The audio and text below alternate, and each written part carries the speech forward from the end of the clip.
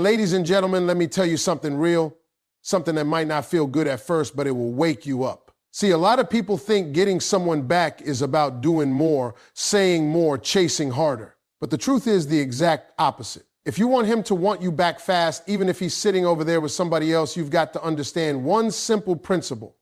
People value what they feel they're losing, not what they already have easy access to.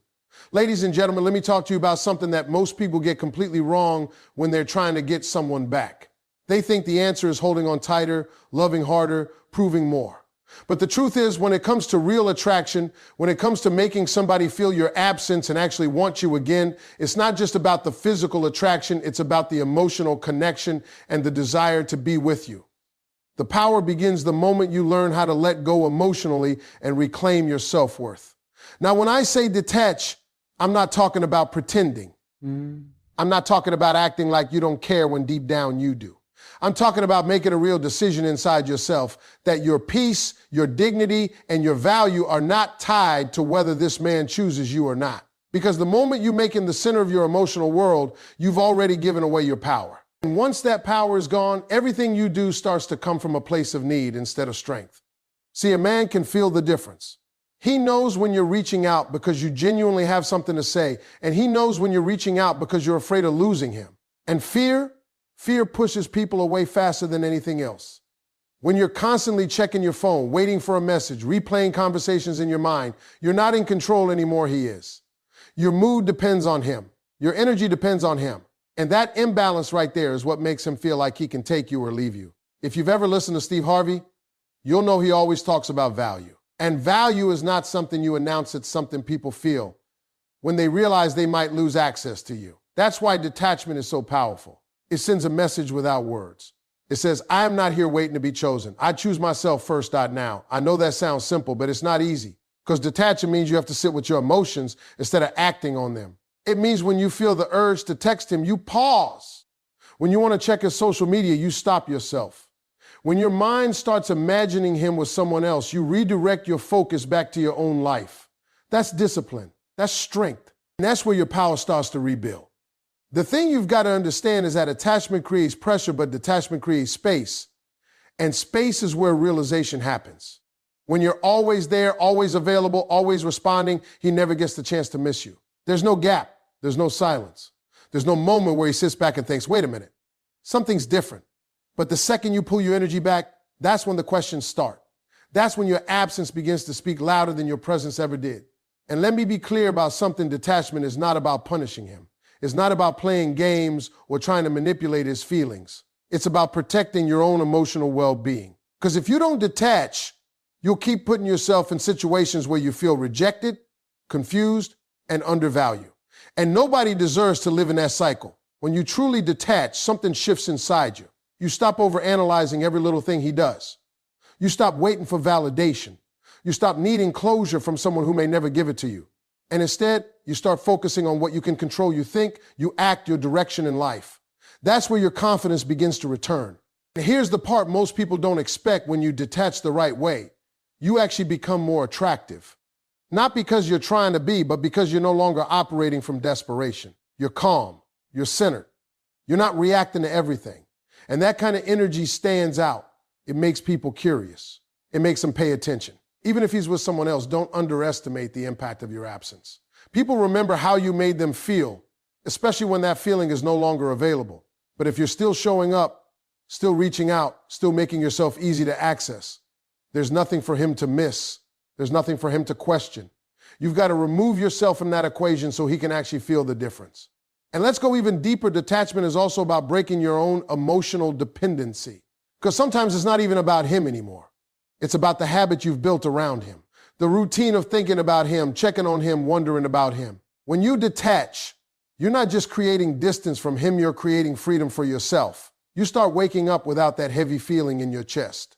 You start going through your day without constantly thinking about what he's doing. You start enjoying your life again, piece by piece. And the more you rebuild that independence, the less control he has over your emotions. Now, here's the irony when you finally reach that point where you're okay without him. That's often when he starts noticing you again. That's when he feels the shift. Because energy doesn't lie. He can sense when you've moved from needing him to simply being open to him.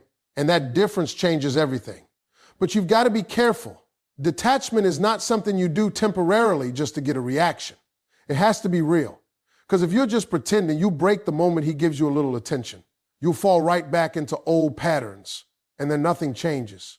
So when you decide to detach, commit to it fully. Choose yourself fully. Respect yourself enough to say, I'm not going to chase someone who isn't choosing me. That mindset right there is what sets the foundation for everything else. And once you truly understand that your value doesn't decrease because someone failed to see it, you'll move differently. You'll think differently. You'll carry yourself differently. And whether he comes back or not, you'll already be in a stronger position than you were before.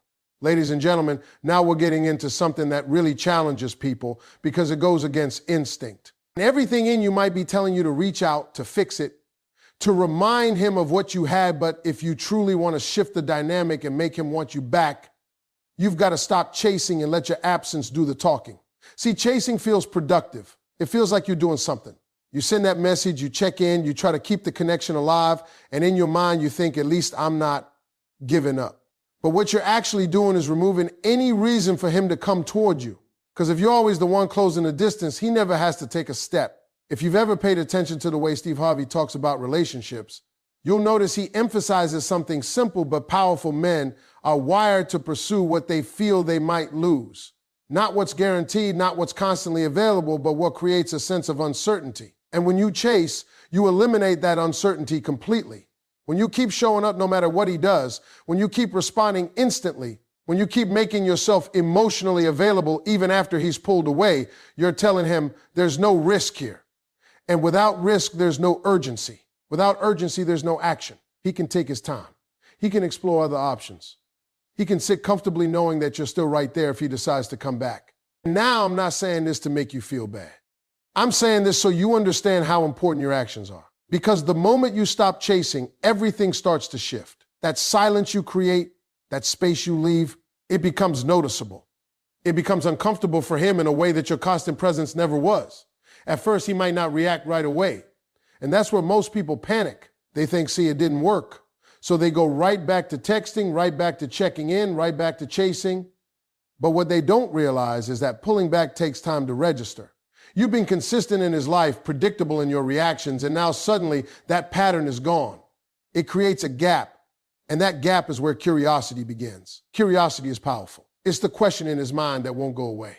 Why hasn't she reached out? Why isn't she reacting? Is she moving on? And those questions start to build. They start to pull his attention back towards you, not because you forced it, but because you allowed it. Now let's talk about something real. Your ego might struggle with this. Because when you stop chasing, you don't get immediate reassurance. You don't get that quick reply or that temporary comfort of knowing he's still there. You have to sit in the unknown. And that's uncomfortable. But that discomfort is where your strength grows. Because every time you resist the urge to reach out, you're proving to yourself that you're not controlled by your emotions. You're showing yourself that you can hold your ground, that you can maintain your dignity even when it's hard. And that kind of self-control, that's attractive. Not just to him, but to anyone who values confidence and independence. And let's address the situation where he's with someone else. Because I know that's on your mind. You might be thinking, if I don't chase, won't he just move on completely? But here's the truth if someone is going to move on. Chasing them won't stop it. In fact, it often pushes them further away. It reassures them that they made the right decision because you're coming from a place of need instead of strength. But when you step back, when you remove that constant attention, you create contrast. And contrast is what makes people notice the difference between what they had with you and what they have now. It's not about competing with the other person. It's about allowing your absence to highlight your value. You've got to understand something else too. Chasing puts you in a position of seeking approval. You're waiting for him to respond, to validate you, to choose you again. But when you stop chasing, you flip that dynamic. Now it's not about whether he chooses you, it's about whether he's willing to step up and earn his place in your life again. That shift is everything. Because when he does come back in many times, he will. It's not because you begged him or convinced him. It's because he felt your absence. He noticed the change. He became curious. And eventually that curiosity turned into action. But you've got to be patient. This is not about instant results. This is about creating a long-term shift in how he perceives you. And perception is built over time through consistent behavior. So when you stop chasing, don't break that decision halfway through. Don't reach out just because you're having a weak moment. because one moment of chasing can undo days or even weeks of progress. You got to stay consistent. You got to trust the process. And more importantly, you got to start redirecting that energy back into your own life. Because the goal isn't to sit around waiting for him to notice your absence. The goal is to become so focused on your own growth, your own happiness, your own direction, that whether he comes back or not, you're still moving forward. That's real power. When you're no longer chasing, you're no longer reacting, you're choosing. You're choosing your actions, your boundaries, your standards. And that level of control changes the entire dynamic of the situation. And so instead of asking yourself, why isn't he coming back yet? Start asking, am I holding my position? Am I respecting my own value enough to not chase? Because those are the questions that actually lead to change. And once you fully embrace that mindset, you'll realize something important: you didn't lose control when he walked away. You only lose control when you start chasing after him. Ladies and gentlemen, now we're stepping into the part that most people underestimate, the part that actually makes the biggest difference without you saying a single word. And that is this elevating your life so powerfully that he can't help but notice your value, even from a distance. See, a lot of people think getting someone back is about focusing on that person, thinking about them, talking about them, analyzing everything they do. But the real shift happens when you take all that energy and you turn it inward. You start building yourself up in a way that makes your life feel full, exciting, and complete with or without him. Now, if you've ever listened closely to Steve Harvey, you'll hear him say something that hits deep. People treat you based on how you present yourself and what you allow. And elevation changes both. It changes how you see yourself, and it changes how others experience you. When you elevate your life, it's not just about looking better, although that can be part of it. It's about becoming better in every sense. Your mindset becomes sharper. Your confidence becomes more natural. Your energy becomes lighter, more positive, more grounded. You're not walking around trying to prove anything. You're simply living in a way that reflects your worth. And let me tell you something, energy travels. Even if he's not physically around you, even if he's with someone else, he will feel that shift. Maybe he hears about it through mutual friends. Maybe he sees it online. Maybe he just senses that something about you is different. But one way or another, that elevated version of you gets his attention in a way that your old self never could. Because here's the truth: people don't just come back because they miss you. They come back because they see a version of you that they don't want to lose access to. And if you're still operating at the same level, still stuck in the same patterns, still showing the same energy you had before, there's nothing new to attract him back. But when you grow, when you evolve, when you rise above where you were, that's when the dynamic changes. Now I want you to understand something clearly: this elevation is not for him. It cannot be for him. Because if you're doing it just to get his attention, you'll lose motivation the moment you don't see results. This has to be for you. This has to come from a place where you decide, I deserve more. I deserve to feel better. I deserve to live better. And once that decision is real, your actions start to align with it naturally. You start taking better care of yourself, not because you're trying to impress someone, but because you value yourself more. You start setting goals, focusing on your work, your passions, your purpose. You start surrounding yourself with people who uplift you instead of draining you. And slowly but surely, your life begins to expand in ways that have nothing to do with him. And that's where the real transformation happens. Because when your life becomes full, you're no longer sitting around waiting for a message. You're no longer replaying old memories. You're not stuck in the past anymore. You're moving forward, creating new experiences, building something meaningful. And that forward movement, it changes your entire energy. Now, let's talk about how this affects him, because whether you admit it or not, that's part of why you're here. When he sees you doing better, when he realizes that your life didn't fall apart without him, it challenges the image he had in his mind. Maybe he thought you would always be there, always waiting, always available. But now, you're showing him something different. You're showing him that you're independent, that you're strong, that you didn't just survive without him, you thrived. And that realization creates something powerful inside him. It creates respect. And respect is often the missing piece when attraction fades.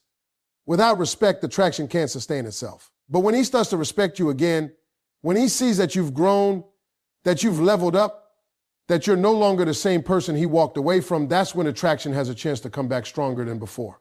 And here's something else you need to hear. Elevation also protects you, because as you grow, your standards grow with you. You're no longer willing to accept the same behavior, the same effort, the same inconsistency. You start expecting more, not out of arrogance, but out of self-respect. So if he does come back, he can't come back to the old version of you. He has to meet the new standard you've set. And if he's not willing to do that, you'll be in a position where you can walk away without losing yourself again. That's real power, because the goal is not just to attract them back. The goal is to become someone who doesn't lose themselves in the process, someone who can love, care, and connect without sacrificing their own well-being. And let's be honest, sometimes when you elevate your life to that level, something unexpected happens.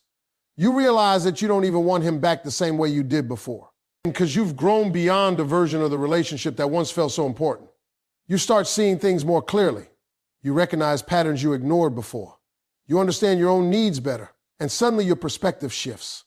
It's no longer about getting him back at all costs. It's about choosing what truly aligns with the person you've become. That's why elevation is so important, because no matter what happens, whether he comes back or not to win, you become stronger, more confident, more fulfilled.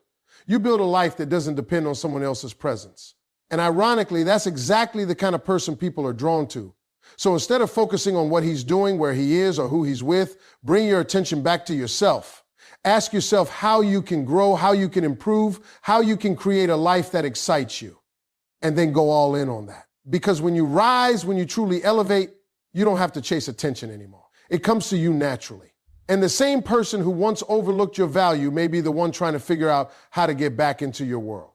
Ladies and gentlemen, now we're stepping into the final piece, and this right here is where everything either comes together or falls apart. And because you can detach, you can stop chasing, you can elevate your life, but if you don't learn how to maintain mystery and control over your emotions, you will end up giving all that progress right back the moment he reappears. See, most people think the hard part is getting someone to come back. It's not. The hard part is handling the situation differently when they do. Because if you go right back to being fully available, overly expressive and emotionally reactive, then nothing has actually changed. You're just repeating the same cycle with a different starting point. If you've ever paid attention to how Steve Harvey breaks things down, he often talks about the importance of maintaining your position. And what that really means is this: you don't abandon your self-control just because someone gives you attention again. Now let's talk about mystery, because people misunderstand this word all the time. Mystery is not about playing childish games or pretending to be someone you're not. It's about not revealing everything all at once. It's about allowing space between who you are and what someone gets access to. Because when everything about you is instantly available, you think,